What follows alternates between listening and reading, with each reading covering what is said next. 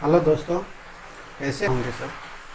चलिए हम लोग आज यूरोपीय कंपनियों के बारे में थोड़ा और ज़्यादा देखते हैं आगे। इससे पहले हम सभी यूरोपीय कंपनियों को तोड़ तोड़ के 3 पार्ट में इसका वीडियो डाला है। आज हम लोग उस कंपनियों से संबंधित कुछ सारे पॉइंट्स को देखने की कोशिश करते हैं, जिससे सभी एग्ज़ाम्स में जितनी भी कॉम्पिटिटिव परीक्षाएं होती है, चाहे पीसीएस लेवल का हो या जनरल कंपटीशन हो, उसमें इससे क्वेश्चन बनते हैं। तो उन सभी पॉइंट्स को हमने कोशिश किया है फाइंड आउट करने का, ताकि आप लोगों को आगे इस टॉपिक से कोई क्वेश्चन छूटेगा नहीं।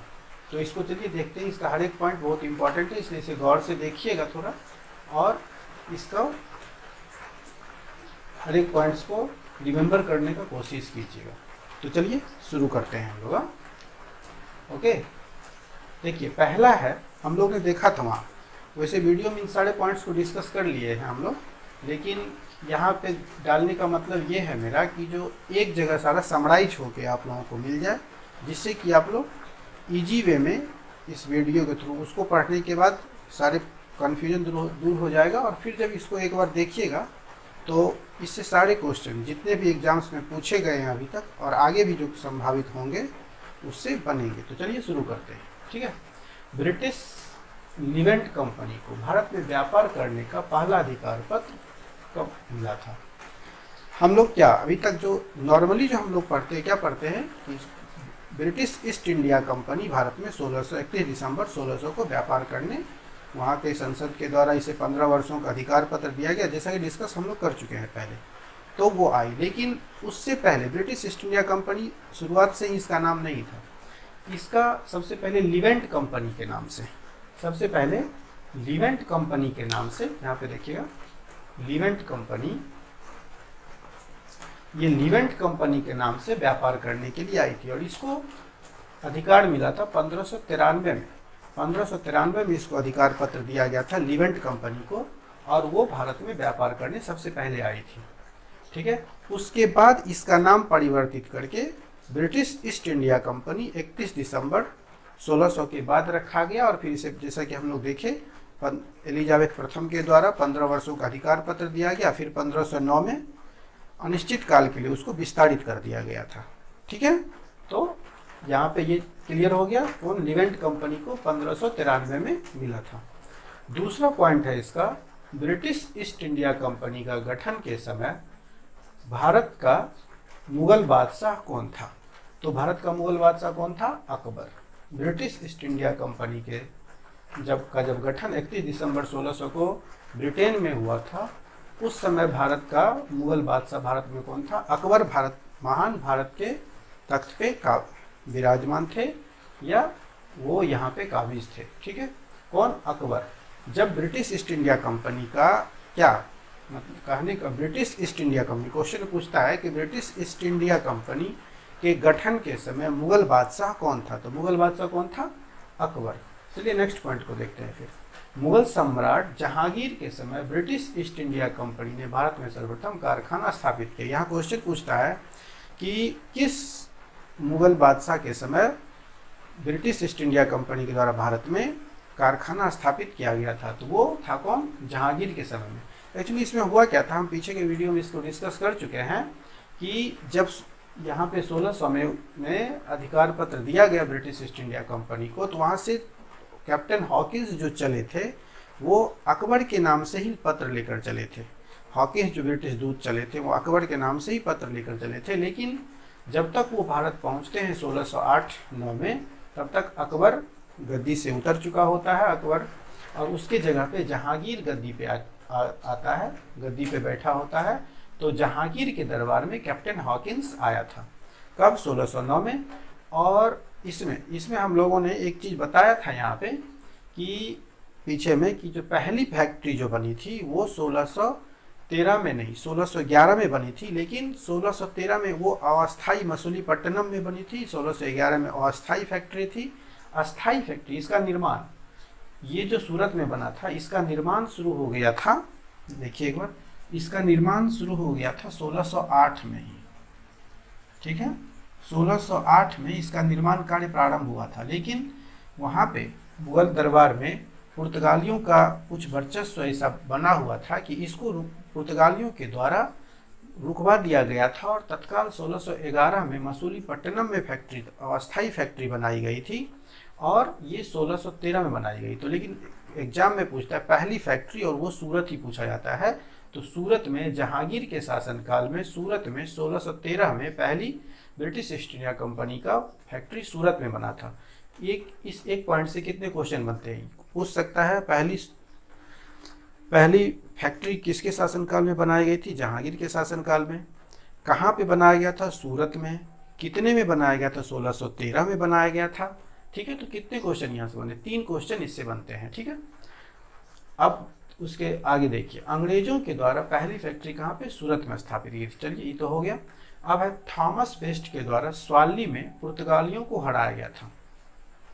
पुर्तगालियों को अंग्रेज सेनापति था थॉमस बेस्ट, जिसके द्वारा स्वाली नामक स्थान पर अंग्रेज और पुर्तगालियों के बीच लड़ाई हुई, जिसमें पुर्तगालियों का पराजय हुआ था। और इस पराजय में ब्रिटिश सेनापति कौन था? Thomas best. स्वाली नामक स्थान पे ये लड़ाई हुई थी। ठीक है, उसके बाद नेक्स्ट क्वेश्चन क्या है? ब्रिटिश ईस्ट इंडिया कंपनी ने बम्बई पुर्तगालियों से प्राप्त किया था। यहाँ क्वेश्चन बनता है ब्रिटिश ईस्ट इंडिया कंपनी ने बम्बई किससे प्राप्त किया था? पुर्तगालियों से। अब यहाँ पे 3-4 क्वेश्चन बनता है। देखिए यहाँ पे इस एक पॉइंट से हमने पॉइंट वैसा लिखा है जहाँ से कि 3-4 क्वेश्चन आपको एक पॉइंट से सॉल्व हो जाएगा। अब पहला क्वेश्चन क्या है? बम्बई किससे प्राप्त किया था? पुर्तगालियों से। दूसरा क्वेश्चन यहाँ बनता है कितने में प्राप्त किया था? तो 1661 में। यहाँ पे देखिएगा 1661 और 1668 दो लिखे हुए हैं डेट, इसको हम क्लियर कर देते हैं। वैसे सारा पॉइंट एक एक करके पीछे वीडियो में हम डिस्कस कर चुके हैं, फिर भी यहाँ पे एक बार क्लियर करते हैं ताकि अगर इस वीडियो को आप लोग देख रहे हो तो यहाँ कन्फ्यूजन कोई नहीं हो। क्या बम्बई पुर्तगालियों से प्राप्त किया था? कैसे प्राप्त किया था? तो चार्ल्स द्वितीय का पुर्तगाल की महारानी कैथरीन के साथ शादी हुआ था, जिसमें बम्बई दहेज में पुर्तगाली ने चार्ल्स द्वितीय को दिया था। 1661 में ये शादी हुई थी और 1661 में शादी के उपरांत कुछ वर्षों के बाद 1668 में 10 पौंड के वार्षिक किराए पे चार्ल्स द्वितीय के द्वारा ईस्ट इंडिया कंपनी को बम्बई दे दिया गया था। ठीक है, तो यहाँ से देख लिए पुर्तगालियों बम्बई किससे प्राप्त हुआ? पुर्तगालियों से कब हुआ था? 1668 में। ये 1661 जो ऑप्शन में रहेगा कितने पे? 10 पाउंड पे। किसके द्वारा? चार्ल्स द्वितीय के द्वारा दिया गया था। किस लिए मिला था? तो पुर्तगाल की महारानी कैथरीन का शादी चार्ल्स द्वितीय से हुआ था, इसलिए। ठीक है, यहाँ तक क्लियर हो गया होगा। चलिए अब नेक्स्ट में चलते हैं। क्या है? अंग्रेज गवर्नर सर जॉन चाइल्ड को औरंगजेब के द्वारा भारत से निष्कासित किया गया था। एक अंग्रेज गवर्नर था सर जॉन चाइल्ड, जिसको औरंगजेब ने भारत से निष्कासित कर दिया था, भगा दिया था। क्यों भगाया था? उसके पीछे का कारण है कि यहाँ पे औरंगजेब जो मुगल शासन के समय में जो इन लोगों को ईस्ट इंडिया कंपनी को जो अधिकार पत्र दिया गया था उसका दुरुपयोग करने लगे थे, जिस कारण से औरंगजेब सर जॉन चाइल्ड को भारत से खदेड़ दिया था। ठीक है, नेक्स्ट है कैप्टन हॉकिंस जहांगीर के दरबार में। जो पीछे हम लोग बताए कैप्टन हॉकिंस जहांगीर के दरबार में आया था। कितने में आया था? 1608 में आया था। कैप्टन हॉकिंस जहांगीर के दरबार में कितने में आया था? 1608 में आया था। नेक्स्ट है एक क्वेश्चन यहाँ पे, ये वीवीआई क्वेश्चन है, देखिएगा कि महाधिकार पत्र पूछा जाता है कि महाधिकार पत्र कब जारी किया गया, किस मुगल शासक के द्वारा जारी किया गया, किसके लिए जारी किया गया। तो महाधिकार पत्र मुगल शासक फर्रुखसियर के द्वारा 1717 ईस्वी में ईस्ट इंडिया कंपनी को जारी किया गया था। महाधिकार पत्र क्या जारी किया गया था? महाधिकार पत्र 1717 में फर्रुखसियर के द्वारा ईस्ट इंडिया कंपनी के लिए जारी किया गया था महाधिकार पत्र। ये महाधिकार पत्र में काफ़ी सारे विशेषाधिकार दिए गए थे कंपनी को, जिससे कि उसको काफ़ी सुविधाएं अपने व्यापार के लिए यहाँ पे मिलनी प्रारंभ हो गई थी। ठीक है, जिसमें 10,000 के चुंगी पे था और 30,000 के चुंगी पे बम्बई के क्षेत्र में कर सकता था, 10,000 के चुंगी पे सूरत के क्षेत्र में व्यापार कर सकता था। बम्बई में ढाला गया सिक्का पूरे देश में मान्य माना गया था। ये सारे अधिकार, इसमें मुख्यतः 5 अधिकार दिए गए थे, जो पीछे के वीडियो में बता चुके हैं हम, देख लीजिएगा उसको। ठीक है, यहाँ तक क्लियर हो गया? आगे आगे बढ़ते हैं, ठीक है दोस्तों, चलिए फिर आगे बढ़ते हैं। अब देखिए यहाँ पे क्या है, यूरोप वासियों के लिए सर्वोत्तम सोडा और अफीम कहाँ से मिलता था। क्वेश्चन आता है यहाँ पे यूरोप वासियों के लिए सर्वोत्तम, इसमें कभी कभी तो सोडा और अफीम दोनों पूछता है, कभी कभी सिर्फ अफीम पूछता है, सिर्फ सोडा पूछता है। तो तत्कालीन समय में यूरोप वासियों के लिए सर्वोत्तम सोडा और अफीम बिहार से प्राप्त होता था। कहाँ से प्राप्त होता था? बिहार से। यहाँ पे कभी सिर्फ अफीम पूछेगा, कभी सोडा पूछेगा, कभी दोनों को मिक्स करके पूछेगा, ठीक है। तो ये मिलता था बिहार से। अब है गोलकुंडा के शासक द्वारा कंपनी के लिए सुनहरा फरमान 1632 में जारी किया गया था। अब यहाँ पे क्या देखे हम लोग, यहाँ पे देखे हम लोग कि फर्रुखसियर के द्वारा 1717 में महाधिकार पत्र जारी किया गया था, और यहाँ पे गोलकुंडा के शासक के द्वारा सुनहरा फरमान, गोल्डन फरमान जारी किया गया था। कितने में जारी किया गया था? 1632 में। कितने में जारी किया गया था? 1632 में गोलकुंडा के शासक द्वारा, गोलकुंडा का स्थानीय शासक के द्वारा सुनहरा फरमान जारी किया गया था कंपनी के लिए, ठीक है। यहां तक क्लियर हो गया? आगे देखिए, आगे है लुई 14वें के समय। अब फ्रांसीसी ईस्ट इंडिया कंपनी के बारे में देखते हैं थोड़ा सा। फ्रांसीसी ईस्ट इंडिया कंपनी आई सबसे बाद में थी, वो पीछे बता चुके हैं हम। अब किसके समय में आई? लुई 14वें के समय में। फ्रांसीसी ईस्ट इंडिया कंपनी का गठन ही हुआ था लुई 14वें के समय में। कौन किया था? लुई 14वां का मंत्री कोलबर्ट के द्वारा किया गया था। कितने में किया गया था? 1664 में किया गया था। तो इससे देखिए एक एक पॉइंट से कितने सारे क्वेश्चन बन रहे। फ्रांसीसी ईस्ट इंडिया कंपनी का गठन किसके समय में किया गया था? लुई 14वें के समय में किया गया था। किसके द्वारा किया गया था? कोलबर्ट के द्वारा किया गया था। कब किया गया था? 1664 में किया गया था, ठीक है। आगे देखिए, फ्रैंको कैरो के द्वारा 1668 ईस्वी में सूरत में प्रथम फ्रांसीसी फैक्ट्री की स्थापना की गई थी। ब्रिटिश ईस्ट इंडिया कंपनी के द्वारा भी यहाँ हम लोग देखें कि सूरत में ही किया गया था। ब्रिटिश ईस्ट इंडिया कंपनी के द्वारा भी सूरत में किया गया था, और फ्रांसीसी ईस्ट इंडिया कंपनी के द्वारा भी सूरत में किया गया था। ब्रिटिश ईस्ट इंडिया कंपनी के द्वारा किया गया था 1613 में, यहाँ देखें, और फ्रांसीसी ईस्ट इंडिया कंपनी के द्वारा किया गया था 1668 में। कहाँ किया गया था? फ्रैंको कैरो के द्वारा। किसके द्वारा किया गया था? फ्रैंको कैरो के द्वारा किया गया था। कहाँ किया गया था? सूरत में किया गया था। कब किया गया था? 1668 में किया गया था। तो देख लीजिए यहाँ तक, ये पॉइंट भी क्लियर हो गया। आगे देखिए, फ्रांसीसी गवर्नर डुप्ले ने पहली बार भूक्षेत्र अर्जित करने के उद्देश्य से भारतीय राजाओं के विवादों में भाग लेने की नीति आरंभ की। अब फ्रांसीसी ईस्ट इंडिया कंपनी का सर्वाधिक विस्तार और सर्वाधिक मजबूत पोजीशन में डुप्ले के गवर्नर काल में ही बना था, ठीक है। डुप्ले के गवर्नर काल में, डुप्ले कब गवर्नर बना था? 1742 में डुप्ले गवर्नर बना था। 1742 ईस्वी में गवर्नर बनाया गया था। फ्रांसीसी ईस्ट इंडिया कंपनी के द्वारा भारत में गवर्नर बन के आया था 1742 में। और इसके उपरांत ही डुप्ले से पहले फ्रांसीसी ईस्ट इंडिया कंपनी उतनी मजबूत कंडीशन में भारत में कार्य नहीं कर पा रही थी, अपनी वाणिज्यिक गतिविधियों को पूरा नहीं कर पा रही थी। लेकिन डुप्ले जब आया तो इन्होंने बहुत सारे परिवर्तन किए, अपनी वाणिज्यिक महत्वाकांक्षा को तो पूरा किया ही, साथ ही साथ अपने राजनीतिक महत्वाकांक्षा को भी पूरा करने का कोशिश किया, जिसमें ये भूक्षेत्र अर्जित करने के उद्देश्य से भारतीय स्थानीय राजाओं के झगड़े में भाग लेना आरंभ किया। उस समय भारत की स्थिति भी, तत्कालीन स्थिति ऐसी थी, मुगल शासक कमजोर पड़ गया था और पूरा भारतीय साम्राज्य छोटे छोटे राज्यों में बढ़ चुका था, जिसके अधिकारी वहाँ के स्थानीय राजा हुआ करते थे, सामंत जमींदार ये हुआ करते थे। तो जिससे कि ये सभी भारतीय राजा कमज़ोर थे, आपस में ही लड़ा करते थे, जिसमें कि हम लोग देखे थे कि जो कर्नाटक में भी 3 युद्ध हुआ था, जिसमें ब्रिटेन और फ्रांस ने भाग लिया था।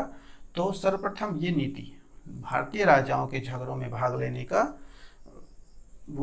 लेने का निश्चय सर्वप्रथम कौन किया था? डुप्ले ने प्रारंभ किया था इस नीति को, ठीक है। नेक्स्ट पॉइंट्स को देखते हैं। क्या है, फ्रांसीसियों के द्वारा फोर्ट लुई का किला पांडिचेरी में बनाया गया था।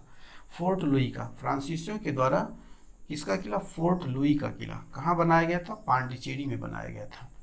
फ्रांसीसियों के द्वारा फोर्ट लुई का किला पांडिचेरी में बनाया गया था। ठीक है, नेक्स्ट पॉइंट्स को देखते हैं। पांडिचेरी का प्रथम फ्रांसीसी गवर्नर फ्रांको मार्टिन को बनाया गया था।